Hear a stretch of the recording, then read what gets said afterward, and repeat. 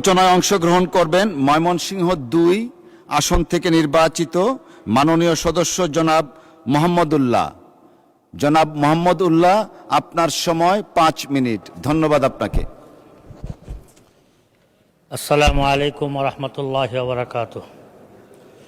মাননীয় স্পিকার, আপনাকে অসংখ্য ধন্যবাদ।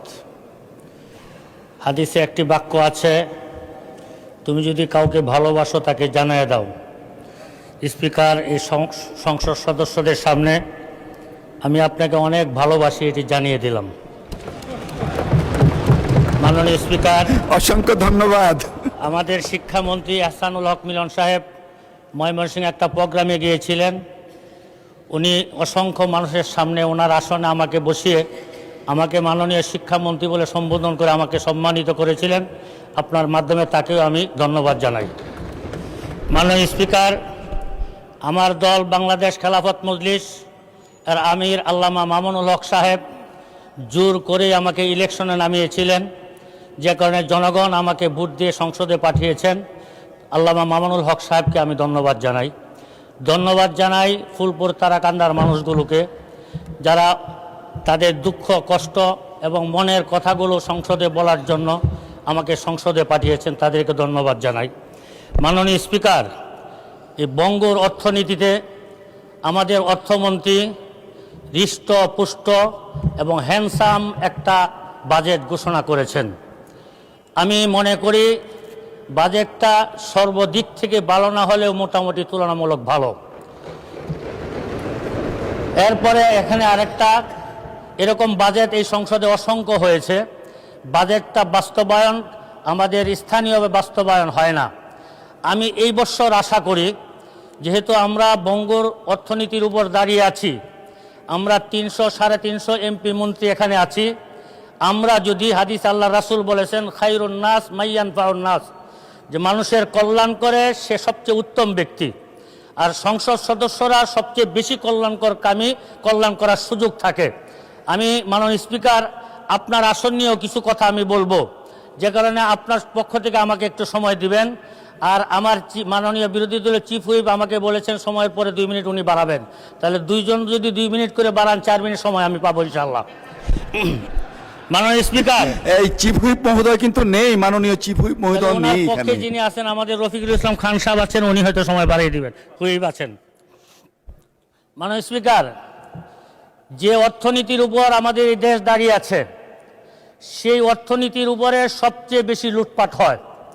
সেই অর্থনীতি লুটপাট যদি না হতো, এই দেশ উন্নয়নের জন্য 54 বছর অপেক্ষা করা লাগতো না। আজকে 54 বছর যাবৎ এ দেশের মানুষ সাফারা হচ্ছে। আমাদের এই দেশে যারা জনপ্রতিনিধি হয় এবং বিশেষ করে অনেক সরকারি কর্মচারী আছেন, যারা ঘুষ বাণিজ্য এবং অর্থ লুটপাটের সাথে জড়িত থাকার কারণে গত 17 বছরের ইতিহাস আপনার এবং আমাদের সামনে আছে। আমি এখানে যারা আছেন এই বছরের 350 এমপি মন্ত্রীদের কাছে অনুরোধ করব, 5টা বছর জনগণের জন্য আপনারা মেহনত করেন। 5টা বছরের এই অর্থ বরাদ্দ জনগণের পিছনে ব্যয় করেন। এখানে যদি আপনারা এখানে খেয়ানত না করেন, এই 1 বছরের অর্থ বাজেটে আমাদের গ্রামের উন্নয়ন হবে ইনশাআল্লাহ। মাননীয় স্পিকার, আপনার কাছে একটা ছোট্ট আবদার থাকবে, আপনার মাধ্যমে আমাদের অর্থমন্ত্রীর কাছে আমার ছোট্ট একটা আবদার থাকবে। বিএনপি যখন থেকে প্রতিষ্ঠিত হয়েছে, বাংলাদেশের কওমি গণনার প্রতিটি মানুষ বিএনপির সাথে ছিল, এখনো আছে। কিন্তু বিগত সময়ে কওমি গণনার কোনো মানুষদের নিয়ে কোনো বরাদ্দের কথা কখনো আসে নাই। এই বছর আমরা ভেবেছিলাম যে এই বছর যেহেতু বিএনপি ইসলামপন্থী দল, ইসলামে মূল্যবোধে বিশ্বাসী, তারা যেমন নৃগোষ্ঠীকে তারা অর্থনীতির বরাদ্দের মধ্যে এনেছে, কওমি অঙ্গনকেও তার বরাদ্দের মধ্যে আনবে। কিন্তু অত্যন্ত দুঃখের বিষয়, কওমি গণনার আলেম উলামা এবং সেই সমাজের মানুষগুলোকে তারা কোন গ্রহের মানুষ মনে করে, এটা আমার বুঝে আসে না মাননীয় স্পিকার। এই জন্য আমি অর্থমন্ত্রীর কাছে সবিনয় অনুরোধ করব যে কওমি গণনার আলেম উলামা ছাত্রদেরকেও আপনাদের এই অর্থ মন্ত্রণালয়ের একটা বাজেট দিয়ে তাদেরকে আপনাদের এই দেশ উন্নয়নের কাজে তাদেরকে কাজে লাগানোর ব্যবস্থা করা হোক। মাননীয় স্পিকার, আপনি যে অঞ্চলের এমপি, আমি আপনার কাছাকাছি এমপি, আপনার এলাকায় যত সমস্যা, সেই সমস্যা আমার এলাকাও। লক্ষ লক্ষ মানুষের শুধু একটাই ফোন আসে, এই বৃষ্টির দিন মানুষ কোথাও চলাচল করতে পারে না, প্রতিটা রাস্তাঘাটে হাঁটু পানি পর্যন্ত জমে যায়, রিক্সা উল্টে অনেক মানুষ অ্যাক্সিডেন্ট করে।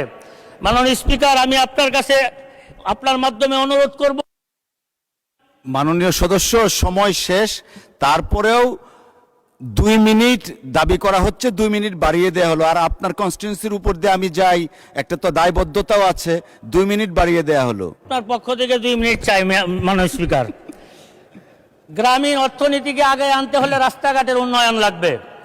এই রাস্তাঘাটে আমার এলাকায় প্রায় 2 থানায় প্রায় 400 কিলোমিটার রাস্তা কাঁচা, যতটুকু পাকা আছে ওইটুকু অচলযোগ্য। আমি মাননীয় সড়ক যোগাযোগ মন্ত্রীর কাছে অনুরোধ করব যে আমার দিকে একটু নজর দিবেন এবং আমার এলাকার মানুষের চলাচলে একটা সুব্যবস্থা করে দিবেন ইনশাআল্লাহ। মাননীয় শিক্ষামন্ত্রীর কাছে বলবো, মাননীয় শিক্ষামন্ত্রী, আপনি আমাকে অনেক ভালোবাসা দিয়েছেন, আমি আপনার প্রতি অনেক সন্তুষ্ট, খুশি। আমাদের এলাকার যতগুলো স্কুল আছে, স্কুলের কোনো ভবন নাই, এখানে শিক্ষক নাই, তাদের ভালো ফ্যানের ব্যবস্থা নাই, কারেন্টের ব্যবস্থা নাই, বাচ্চারা লেখাপড়া করে অনেক কষ্টে। আপনি একটু শিক্ষা খাতে যেমন বড় বরাদ্দ পেয়েছেন, এই বরাদ্দটা যেন সুষম বন্টন হয়, আমার এলাকায় যেন আমি আমার প্রাপ্য অনুযায়ী যেন আমি পাই, এলাকার উন্নয়নে আমি কাজ করতে পারি। মাননীয় স্পিকার, আমার এলাকার 2টা থানা, একটা পৌরসভা আছে, পৌরসভা ইউনিয়নের মতো কোনো উন্নয়ন নাই, রাস্তাঘাট নাই, ড্রেনেজ নাই। ফুলপুর থানার উপজেলার মানুষ এবং পৌরসভার মানুষগুলো বৃষ্টি আসলে তারা চলাচল করতে পারে না। আমি বলবো প্রত্যেকটা পৌরসভাকে যেন উন্নত করা হয়, সি গ্রেড থেকে এ গ্রেডে উন্নত করা হয়। ঠিক তেমনিভাবে তারাকান্দা বিশাল একটা বাজার এবং বিশাল জনগোষ্ঠী এখানে বসবাস করে। এটা পৌরসভা না থাকার কারণে গ্রামের এলাকার মতো ইউনিয়ন পরিষদের মতো রাস্তাঘাট নাই, ড্রেনেজ নাই, জলবদ্ধতার কারণে মানুষ চলাচল করতে পারে না। মাননীয় স্পিকার, আপনার মাধ্যমে তারাকান্দা যেমন উন্নয়ন চাই, ঠিক তেমনিভাবে তারাকান্দাকে পৌরসভা ঘোষণা করা হোক, এই আবেদন আমি আপনার মাধ্যমে জানাই। মাননীয় স্পিকার, সময় শেষ হয়ে যাচ্ছে, আপনি দয়া করে একটু সময় আমাকে বাড়িয়ে দিবেন। মাননীয় স্পিকার, স্বাস্থ্য খাত নিয়ে আমি কথা বলেছিলাম, কিন্তু স্বাস্থ্য খাতের আমি শুনেছি যে 101 শয্যা বিশিষ্ট হাসপাতালের একটা অনুমোদন হয়েছে, কিন্তু অনুমোদন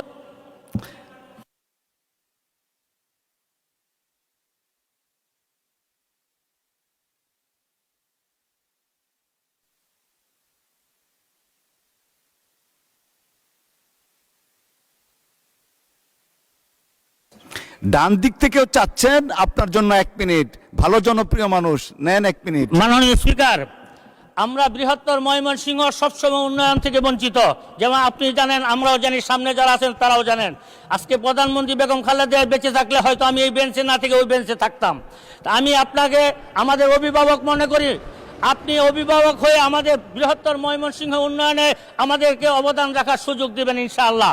সাথে সাথে গতকালকে একটা সংবাদ পাইলাম যে ময়মনসিংহ থেকে শেরপুরের রেল লাইনের একটা অনুমোদন পাস হয়েছে। আমি আপনার মাধ্যমে রেলমন্ত্রীর কাছে অনুরোধ করব, এই রাস্তাটা যেন জামালপুর থেকে শেরপুর না হয়ে ময়মনসিংহ, তারাকান্দা, ফুলপুর, হালুয়াঘাট হয়ে শেরপুর হয়, তাহলে লক্ষ লক্ষ মানুষের উপকার হবে। মাননীয় স্পিকার, আপনাকে অসংখ্য ধন্যবাদ, আপনার পক্ষ থেকে 1 মিনিট সময় দিয়েছেন, এটা আমার জন্য লাখ মিনিট। আল্লাহ পাক আপনাকে সুস্থ রাখুন, ভালো রাখুন। আসসালামু আলাইকুম ওয়া রাহমাতুল্লাহি ওয়া বারাকাতুহু। অসংখ্য ধন্যবাদ মাননীয় সদস্য। মাননীয় জি,